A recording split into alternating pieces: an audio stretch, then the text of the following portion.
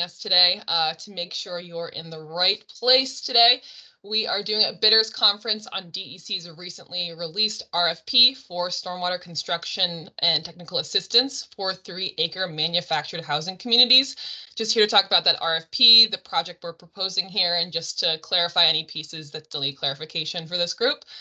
My name is Madeline Russell. I am a 3-acre stormwater project developer and the program lead for the 3-acre funding initiative. So basically manage our different areas of 3-acre funding to help folks comply with Vermont's Clean Water Act. And Gianna, I'll throw it to you for your introduction.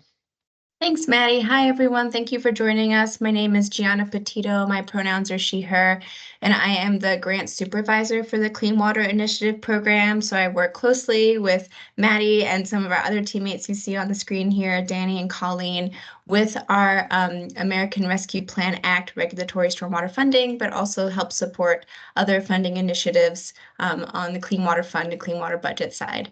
Thank you. Thanks, Gianna. And yeah, like Gianna said, we have our colleagues Danny Bowens and Colleen Miller here to support us, also members of our 3-acre team. Danny, if you could hit to the next slide. So just a little bit about rules and accessibility. We ask that you keep your cameras and microphones off, at least for right now.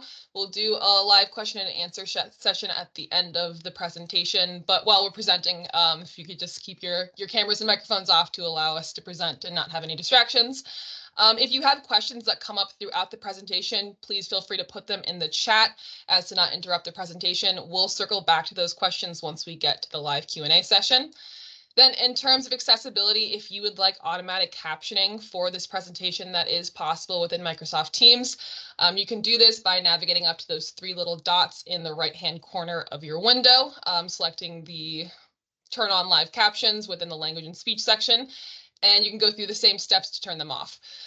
Danny will be navigating our slides throughout the presentation, and you'll also be able to click through the slides on your own with the little arrows in the bottom left corner. But if you'd like, we also have the slides available on our website, which you can access by clicking that website link right there and navigating to our construction assistance section of that website. A recording of this webinar will be made available, I believe, in the next couple of days on our website if you'd like to share that with your teams. And in the meantime, if you're having any issues accessing the presentation, hearing anything technical, please feel free to direct message Danny or Colleen. If you're having trouble, they'll be sure to help you out.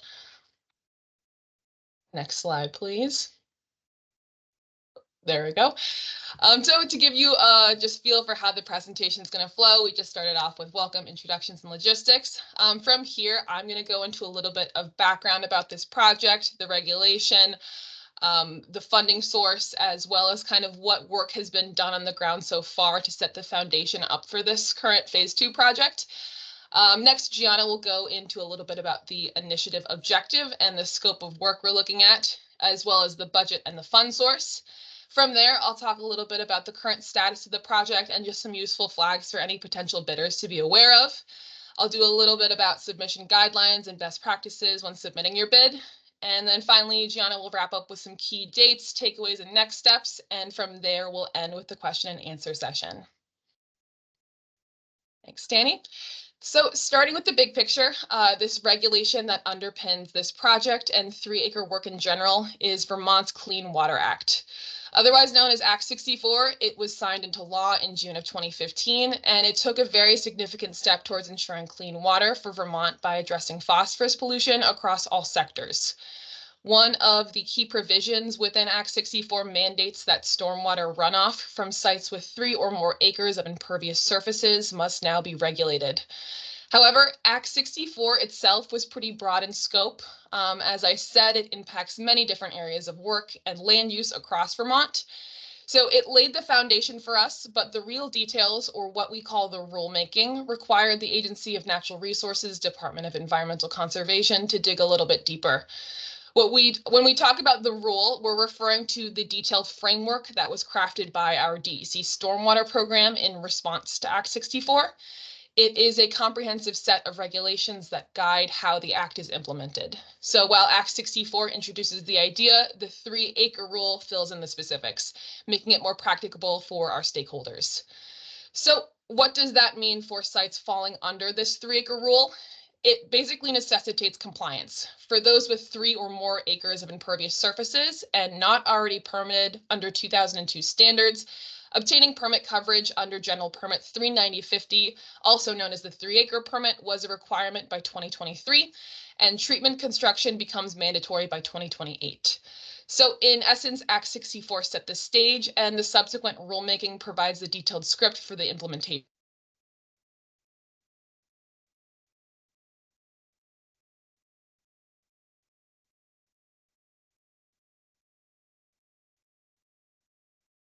Colleen, I can see you move, and I can see Danny move. Did we lose Maddie?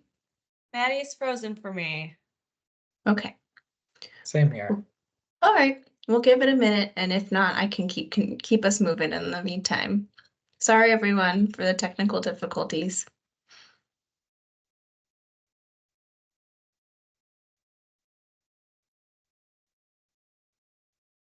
I'll check her connection here.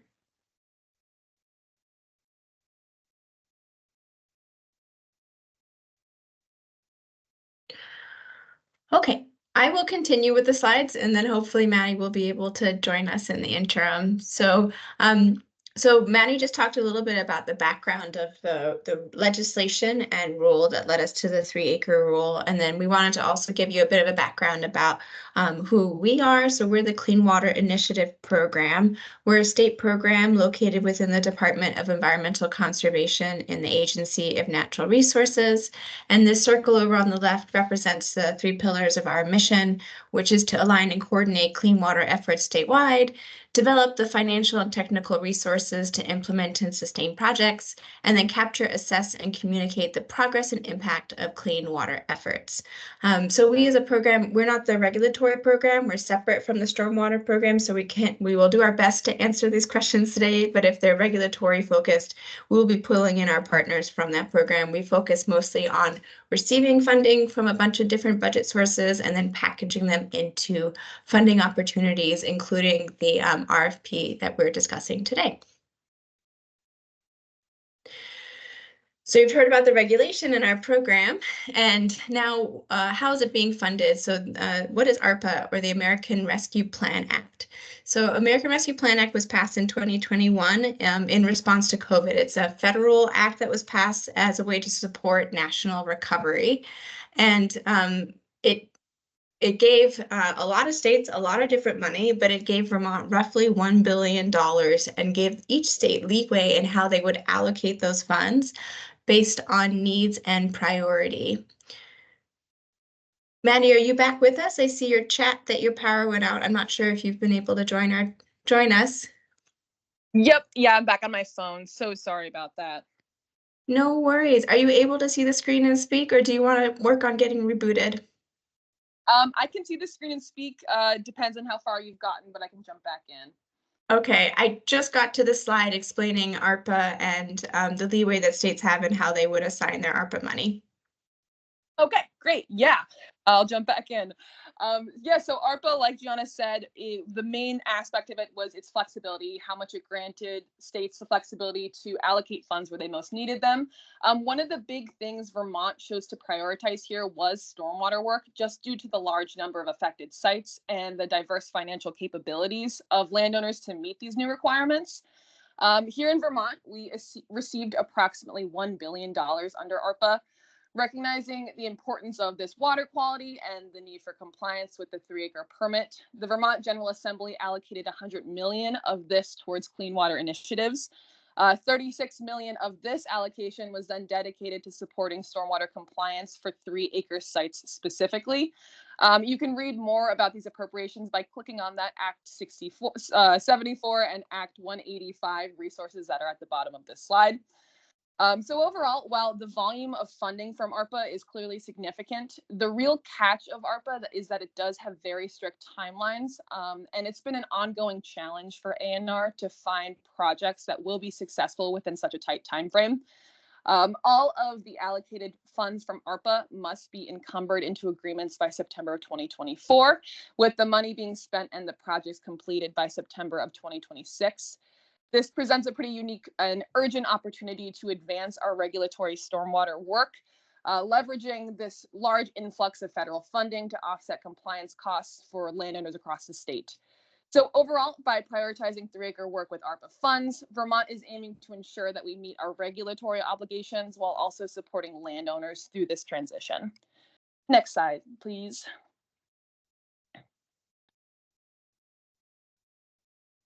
Great. So to set the stage for our discussion about this stormwater construction and technical assistance for 3-acre manufactured housing communities initiative, I want to first review what we achieved with our phase 1 bulk engineering contract for MHCs. In January of 2023, DEC signed a contract with a local engineering firm with the goal of providing 3-acre engineering and permit obtainment services to manufactured housing communities.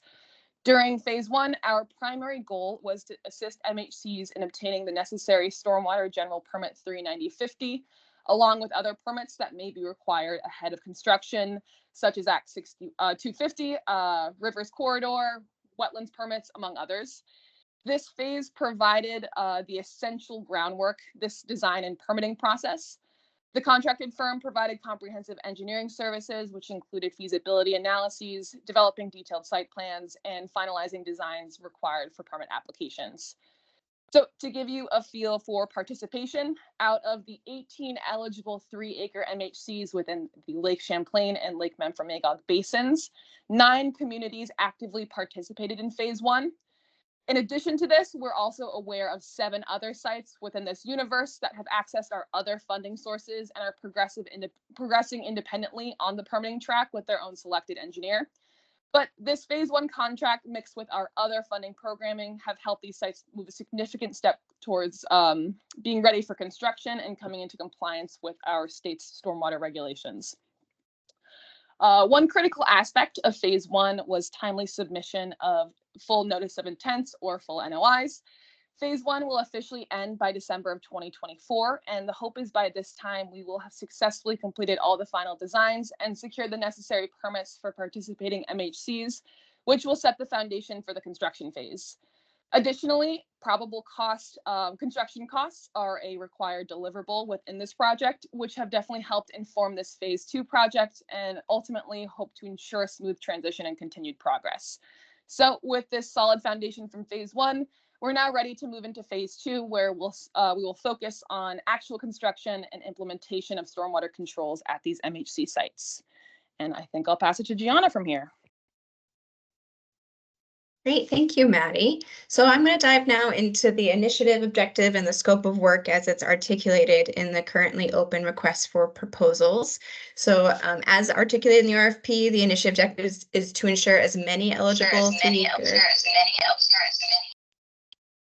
Thank you, Maddie. As many eligible 3-acre sites as possible, MHC sites as possible, make progress on constructing the stormwater controls needed for compliance with their Stormwater General Permit 39050. So essentially, this is a construction assistance initiative which is not designed or contemplated to be giving money directly to the manufactured housing communities, but to contract with a vendor, which will help us make progress on this construction on behalf of these sites. And I will flag that the wording of this objective is really intentional. So in a little bit, we'll kind of dive deeper into some of this wording and how it might be useful for you in terms of understanding the context of the initiative. Overall, the RFP or request for proposal calls for what's called a funding program administrator, sometimes referred to as an FPA. So what is that? What are we talking about? Hopefully this diagram can help explain that somewhat. Over here, QIP, or the Clean Water Initiative Program, historically had a smaller pot of funds that we oversaw annually, and we would distribute them directly to clean water projects across the state. So that's really denoted in line A here, where we would issue our own calls for proposals and review all the projects and score them and award funds to independent project implementers. As our program has really scaled up and the funding we have received has scaled up, to get more dollars on the ground, we need more partners. And so across a lot of our funding programs and a lot of our spending initiatives, we have transitioned to the use of what we call an FPA, and that's really denoted in line B here. And so we really see the FPA as playing a key role in soliciting or reviewing projects for either eligibility or readiness, budgeting and providing fund allocations or issuing subawards depending on the initiative, tracking the progress of each individual project or site and reporting and getting all that information back to DEC or the Clean Water Initiative program. And then the FPA gets an administrative fee for performing those services. So under this initiative, the RFP articulates the general responsibilities or tasks into two sort of categories that we describe as either program delivery or sometimes understood as the admin of the funding program administrator, and project completion, or sometimes thought of as the pass-through funding. Foundationally, the funding program administrator that we want to contract with is responsible for executing and managing the award or the contract. Any other parts of these duties, either in program delivery or project completion, can be subcontracted out. We just ask that anyone bidding on this proposal can articulate their plans for how they will subcontract out the work and to describe any projected partnerships with other organizations.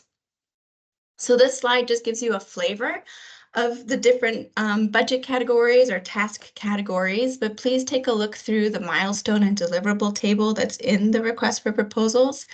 It'll give you a deeper sense of the specific tasks, how we've envisioned how they'll play out and the potential timeline for those tasks. But I'm going to dive just a little bit deeper into program delivery versus project completion to help you understand and build your budgets. So under program delivery, these are really the costs and tasks associated with administering the full initiative.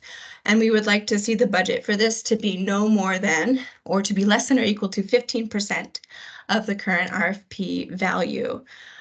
So the type of stuff under administering the initiative might include, again, executing and managing the award, tracking and overseeing the eligibility, enrollment, and prioritization of the manufactured housing community sites, sequencing which construction projects happen over which field seasons, committing funds from your full bucket into each of those sites as the timing is appropriate, procuring and overseeing any of the project completion services that we'll describe below if you're not performing those in-house, tracking and reporting both the financial and programmatic progress of the initiative, and then ensuring that the full initiative is completed in a timely fashion and submitting to us all the required deliverables.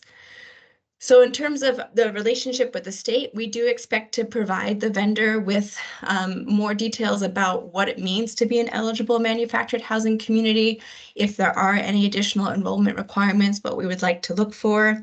We're currently working on a prioritization schema and vetting this with the legal team and our equity and environmental justice teams. So we'll be providing that to the vendor to help use to prioritize the manufactured housing communities. And then in terms of fund commitments, things to think about, we're giving you a chunk of project completion funding, and then the selected vendor may need to sort of hold some money back in contingency as projects progress across the sites. If some are coming in over budget, being able to allocate as needed and be flexible. In terms of project completion, so this is really thought of as the costs and tasks associated for each individual manufactured housing site to really move forward stormwater practice implementation. So that might be preparing and releasing the bidding paperwork and overseeing bidding. It might be the independent site communications with the residents of the site so that they understand construction timelines and what to expect. It might be performing the construction or construction oversight to ensure that everything occurs in compliance with the permit standards. And then finally, documentation of permit compliance at the end. So under project completion, there's likely a lot of vendors or subcontractors involved that would receive some project completion work, but it's really characterized as the money that is passing through to get this work done on the ground. And I mentioned this, so if you are a funding program administrator and you have some skills and interest in maybe doing the bid work for each site or overseeing construction at those sites, that would be characterized as project completion expenses, and you wouldn't need to bundle all of that into your program delivery less than 15% budget. So I hope that's helpful for you as you build your budgets. And then 10% in each category is withheld until final deliverables are submitted. So this is a visual of the contemplated milestone timeline. Again, the milestones and deliverables are more thoroughly articulated in the RFP. We do envision some program delivery tasks or administrative tasks are done once up front to really launch the initiative, and then some might be repeated across the field season. So we tried to give a diagram here so you could help visualize it. So again, as Maddie mentioned, the American Rescue Plan Act dollars have to be encumbered by September 2024. So that's when our contract will get executed with the selected vendor. Later this fall, September through December, is when we would imagine initiative launch, communications and enrollment for any interested manufactured housing communities. And then we've bucketed across the 2 field seasons work that's likely to be repeated, which is sort of staging, prioritizing the MHCs that are on deck, issuing fund commitments, receiving landowner commitment documentation, performing bidding, construction oversight, etc. So that's done twice for the 2 field seasons within the ARPA timeline. And then September 2026, again, the ARPA expenditure deadline.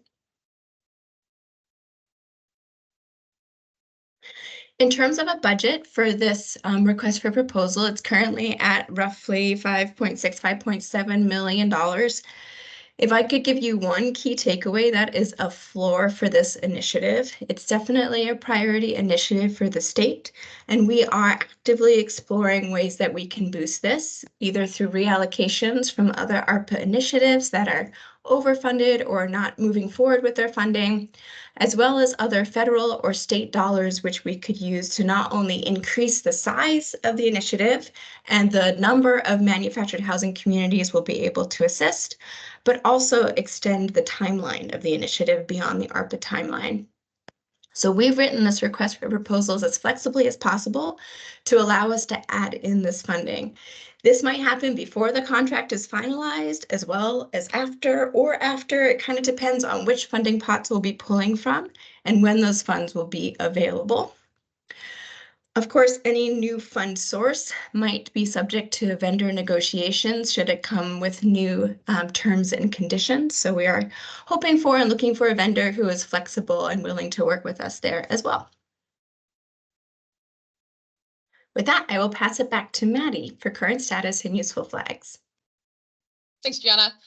So yeah, like Gianna said, we want to move on to current status of this project and some useful flags just for a potential bidder to be aware of. So to start, I want to go back to our primary objective, which is to ensure that as many eligible 3-acre manufactured housing community sites as possible make significant progress in constructing the stormwater controls required for compliance with Stormwater General Permit 39050. So again, as Gianna said earlier, the wording of this objective is very intentional, starting with this phrase, as many as possible. Currently, there are 18 3-acre manufactured housing communities that are eligible to participate in this project. These sites do vary widely in terms of cost, site complexity, project readiness, and willingness to participate. This diversity presents both opportunities and challenges as we aim to address each of these sites' unique needs. It's important to note the context of ARPA funding within this initiative. As we've mentioned, our project is currently supported by $5.6 million from ARPA funds. Some of you may have already connected the dots that this is likely not an amount that will fully cover the construction of 18 separate sites. However, ARPA funding is highly dynamic, and additional funds may be allocated to this project depending on the success and expenditure rates of other ARPA-funded projects throughout this summer. So given this variability in site readiness and funding dynamics, the selected vendor's approach would likely involve a prioritization schema to effectively manage staging and resource allocation. We may ultimately lean towards fully funding a smaller number of sites rather than partially funding all eligible sites. This strategy aims to ensure that the projects we do undertake are completed successfully and meet the necessary compliance standards. Next slide, please. So moving on to the pieces of our primary objective that mention eligible MHCs. Currently, eligibility is based on whether or not a site is subject to the 3-acre rule and is listed on the MHC state registry. However, it's important to note that the definition of what constitutes a manufactured housing community is still under development within our program. As we progress, the criteria for eligibility may evolve, potentially expanding or narrowing the number of sites we consider eligible by the time the contract is underway.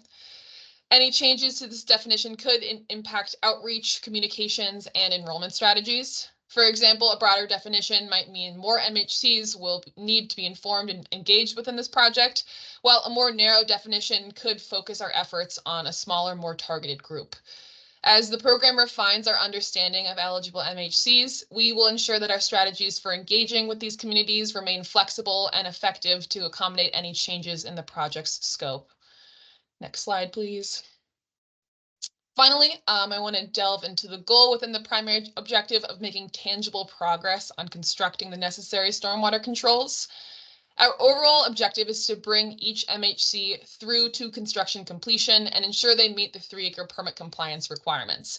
However, we do recognize that site-specific circumstances may require adjustments to milestones and deliverables. The state may work with the selected bidder to adapt plans for certain sites, particularly if they need to stage or phase construction work beyond the ARPA performance deadline of September 30th, 2026. This flexibility is crucial to come with additional conditions and considerations. For example, if only partial construction is feasible by the deadline, there must be assurances in place that the remainder of the work will be completed, ensuring we eventually achieve the overall goal of permit compliance. What this may ultimately look like will be further developed in the executed agreement for this project. Additionally, we're considering the possibility of pursuing other funding sources with later deadlines. This would allow us to extend awards and continue work beyond the current ARPA deadline if necessary. However, due to ARPA currently being our sole funding source and its looming encumbrance deadline, it's important to note that there is a chance this RFP will not be reposted if we don't find a successful bidder during this posting. This makes it critical to find a qualified bidder who can meet our objectives and help ensure the successful completion of these clearly vital stormwater control projects. Great. So next, I want to go into a little bit about our proposal requirements, what your proposal must include, and just some key best practices. So number one is going to be your organization and team information. This is pretty straightforward. We want you to provide details of your organization and the folks that will be on your team for this project, including contact info for the project lead and the authorized signatory. Up next, we have relevant experience. This section is going to be very crucial during scoring as it demonstrates the bidder's capability to handle this project, which is admittedly complex and multidimensional. We want to note that the experience we're looking for is diverse, ranging from having knowledge in general permit 39050 requirements, overseeing stormwater construction projects, managing large-scale initiatives, and working with partner manufactured housing communities for similar projects. Overall, we would just urge any potential bidder to consider these multiple factors carefully when building your project team, or consider partnerships across your organization to ensure you cover all necessary expertise. Up next is implementation plan. Your implementation plan should align with the milestones and deliverables table present in the RFP and clearly speak to how you intend to achieve those milestones and deliverables within a realistic timeline, ideally within the ARPA timeline. Make sure that your plan reflects a logical flow of tasks, as this will be a significant part of our assessment of your proposal's feasibility. Up next, budget. Ensure your budget calculations are correct and include itemized quotes where they're relevant. Your budget should be clear and complete and justified. We'll be looking for competitive rates and a clear explanation of how you plan to allocate funds to different parts of the project. And then finally, administrative documents. We require certificates of insurance and your unique identity ID number or UEI number. Overall, for your entire proposal, our best guidelines are just to be clear and concise. We want to understand your proposal quickly, as we'll be looking at multiple of them with our selection team. Ensure your budget is detailed and correct, and your plan reflects a logical sequence of tasks with a realistic timeline. Overall, with scoring, proposal clarity and conciseness is going to make up 5% of your score, while relevant experience is going to make up a majority at 60%. The 60% split between stormwater management experience and then large-scale initiative administration. The next feasibility of implementation plan will make up 25% of the score, while budget justification then makes up 10%. All right, thank you, Maddie. We're wrapping up. We're coming to the close of our presentation. So here are some key dates to pay attention to. Tomorrow is the date that any questions from you are due at 4 p.m. Please send them to Jean Nicolai. Email is provided on this slide, and instructions on how to send them, including the subject line, is in the RFP. We will be also tracking any questions that are submitted today and bundle them into a posted and Q&A answer by June 28th. We'll be posting the answers on the bid registry, so please check back there. Again, the link to the bid registry is provided on this slide. Proposals are due 4 p.m. on July 5th, and we will endeavor to notify vendors by July 26th, with again that contract absolutely executed by September 30th. So to finish up with key takeaways and some next steps, again, the purpose of this initiative is supporting the manufactured housing communities and constructing the stormwater controls for General Permit 39050 compliance. It's working with you as a vendor to help us install these stormwater controls on behalf of the manufactured housing communities. We are not looking to directly award out to manufactured housing communities. This is really envisioned as a close partnership with the state, so we are going to be providing guidance on prioritization, eligibility and definition of manufactured housing communities. We'll be expecting to approve any final fund commitments to each site, providing templates for the landowner commitments. And the FPA will play an important role in really the staging and phasing, performing the outreach, assessing the readiness and prioritization of these sites, tracking those fund commitments and the spend down, and reporting back to us. We also recognize it's really ambitious as an initiative, yet it's designed to be flexible and evolving. So the scope is written as flexibly as possible, mentioning things like Maddie pointed out, trying to get as many sites as possible, opening up the universe of who might participate, as well as being open to what that final deliverable or outcome might be, subject to further negotiation. And there's also the potential for both the budget and period of performance to expand. So we're really overall looking for a vendor that can provide us a feasible and reasonable work plan, as well as the flexibility to evolve with the initiative as it evolves. In terms of next steps, again, please submit your questions by tomorrow. Check back on the bid registry for any updates. You can access free language assistance through A&R at the link provided. We will post a recording of today on both the YouTube channel and our 3 Acre Funding website. Please join our grants notification listserv, where we can provide reminders and updates specific to this request for proposal, as well as any future funding opportunities, and send us your proposal.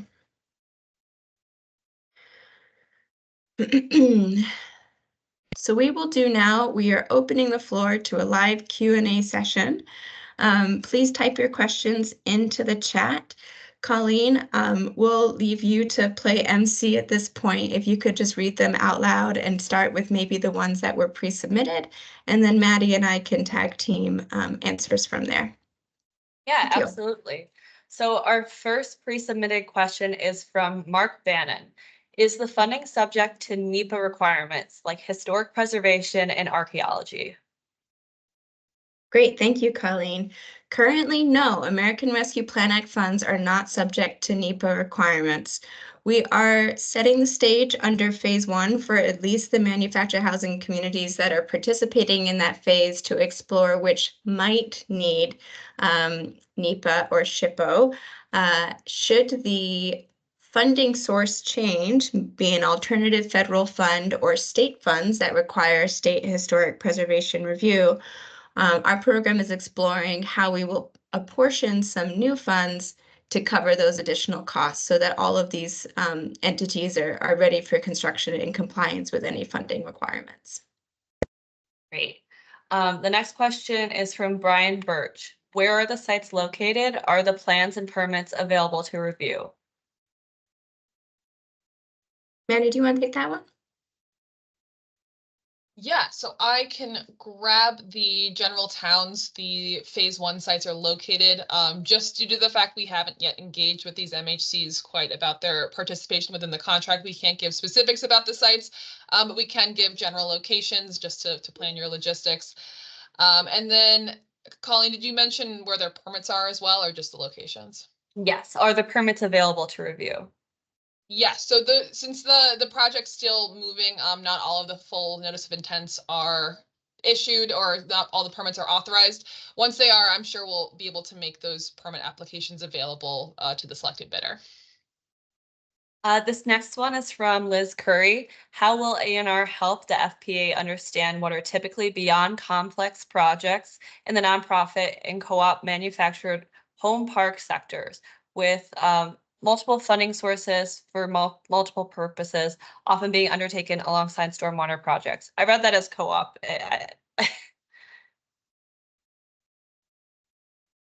I'm just going to reread it in my head, Colleen, so I understand it. And Liz, if it's helpful to come off mute to explain further, please feel free.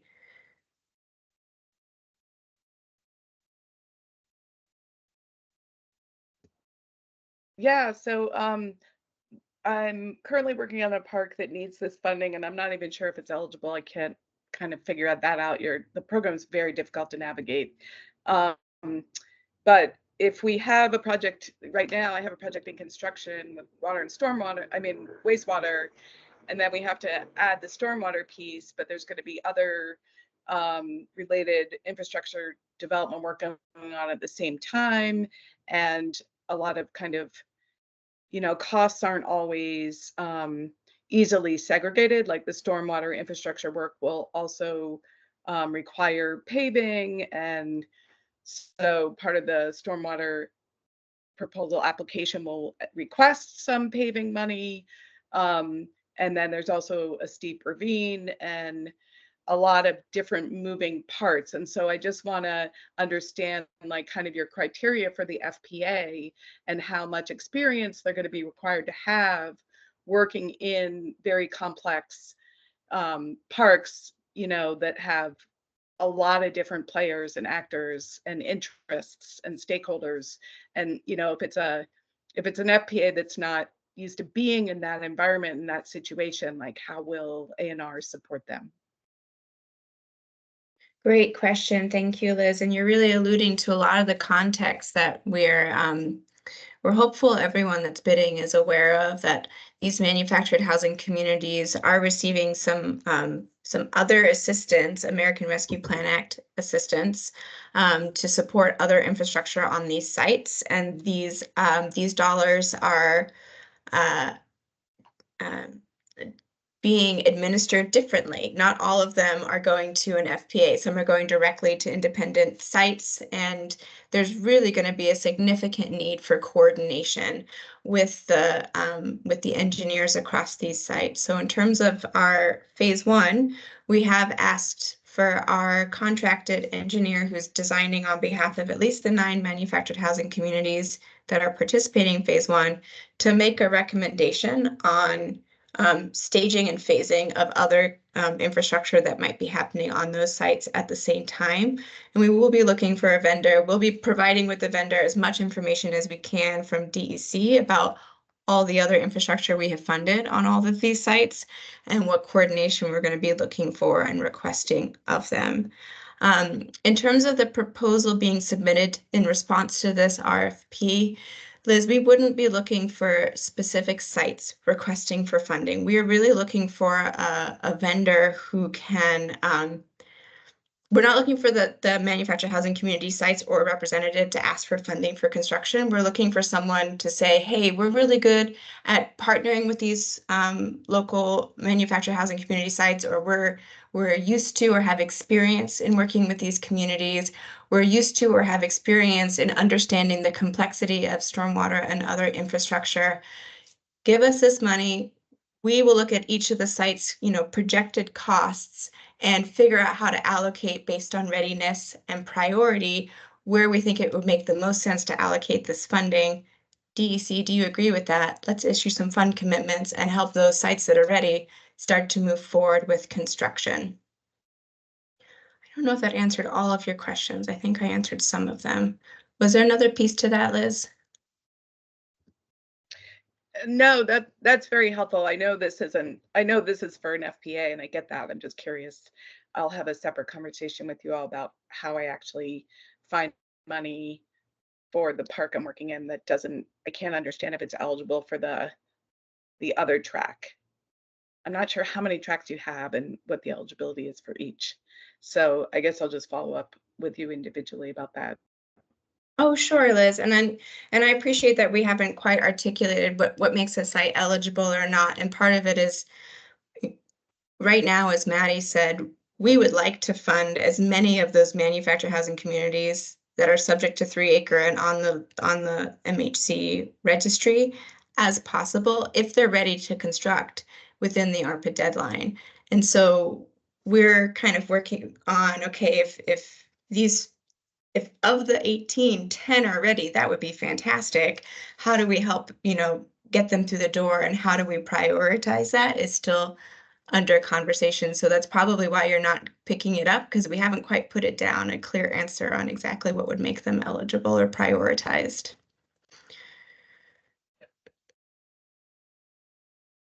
Okay, great. So we'll move on. I see another question from Christopher Rivet. Would you be open to pushing the proposal date back 1 week to July 12th? Unfortunately not. I'm so sorry. We've articulated this deadline. It's a really tight deadline, and we recognize that. We also have some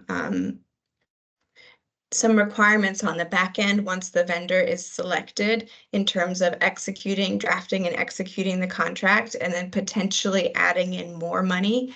That we worked on this timeline with the business office and some of our other partners to try and make it as flexible as we could for you all, but I apologize. I know it's super tight to get in by July 5th. And Just I'm not figured we'd seeing, ask with the holiday the day before.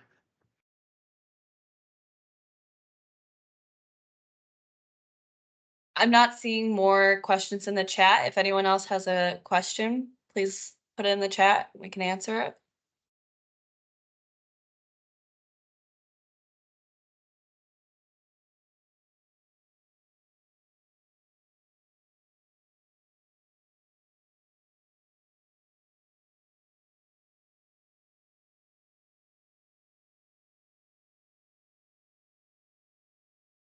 Okay.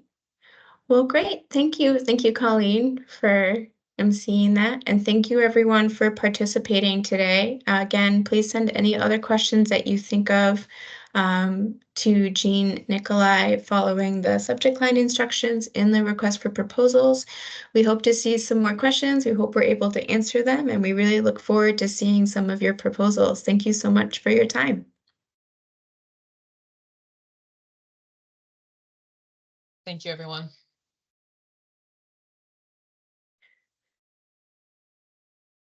Thank you. Have a good afternoon. Thank you. Thanks, you too. Do we need to So- stop recording?